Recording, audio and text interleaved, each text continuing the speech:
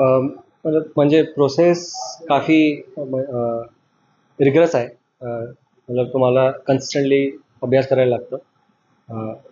मी पुढचे ढाई वर्ष मी इथे राहून सेल्फ स्टडी करता आणि मी हे नाही बघितलं की मी आज 8 तास वाचू की 10 तास वाचू या 12 तास.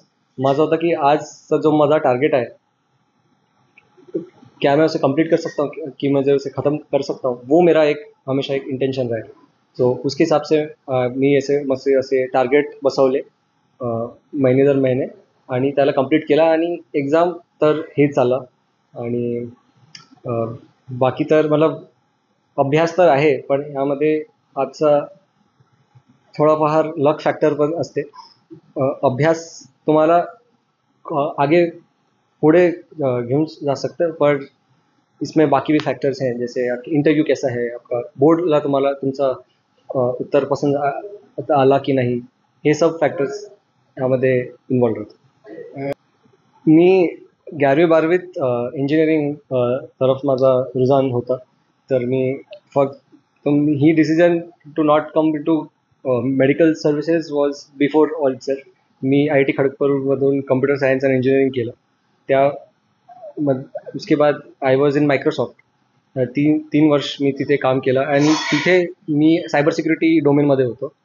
अँड तिथून मला इन्स्पिरेशन मिळाली की हे प्रॉब्लेम्स ग्राउंड लेवलवरती पण आहे आणि फक्त सायबर सिक्युरिटी नाही, अन्य असे काही प्रॉब्लेम्स आहेत.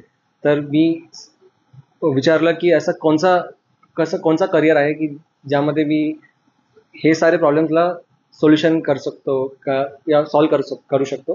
तो फ्रॉम देयर मला समजला की सेल सर्विस एक बहुत ही अच्छा अपॉर्चुनिटी है to actually serve the public and be in the public sphere. ये वाला लेते हैं. Inverter AC. आप गैम्बलर हो ना? गैम्बलर? जुआ खेलते हो ना? तुम जुआ खेलते हो? अरे नहीं, ये तो कुछ भी बोले जा रहे हैं. इतनी महंगी और नाजुक एसी खरीद कर स्टेबलाइजर नहीं लोगे तो ये जुआ नहीं हुआ तो क्या हुआ? सिर्फ एक फ्लक्चुएशन आपके इन्वर्टर एसी के पार्ट्स को डैमेज कर सकता है. उसे वी गार्ड से सुरक्षित रखिए. V Guard, India's number 1 stabiliser. हाँ, पण हे तर ऑफकोर्स गव्हर्नमेंट डिसाईड करते की तुमचा कोणता डिपार्टमेंट अँड सर्व्हिस आहे. पण हे रँकमध्ये मोस्टली मला IPS मिळणार. तर IPS मध्ये माझे रुझान है साइबर सिक्योरिटी, इकोनॉमिक ऑफेंसेस. हे जो आजकल के सारे प्रॉब्लम्स, सारे इश्यूज आर सोफिस्टिकेटेड. तो उनमें मैं अपना स्किल, अपना जो बैकग्राउंड का वर्क एक्सपीरियंस है, मैं उससे यूज़ करके मैं इसमें आगे कुछ काम करना चाहूँगा. सर्वप्रथम भगवान श्रीकृष्ण, मतलब ते माझे साथी थे आहे आणि राहणार.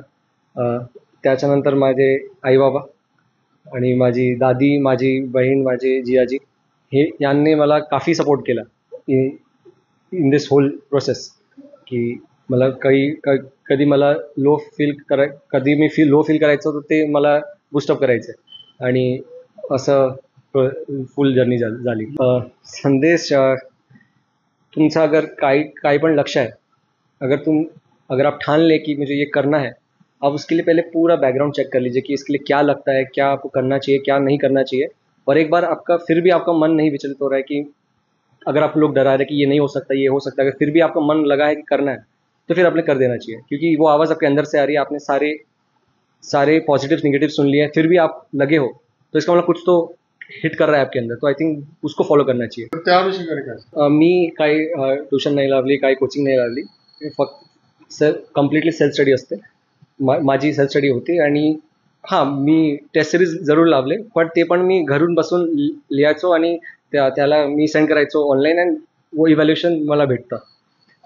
और प्रिपरेशन के लिए एटलीस्ट अगर आप फुल फ्लेजेड प्रिपरेशन करते हो, 1 साल तो आपको देना ही पड़ेगा इसमें.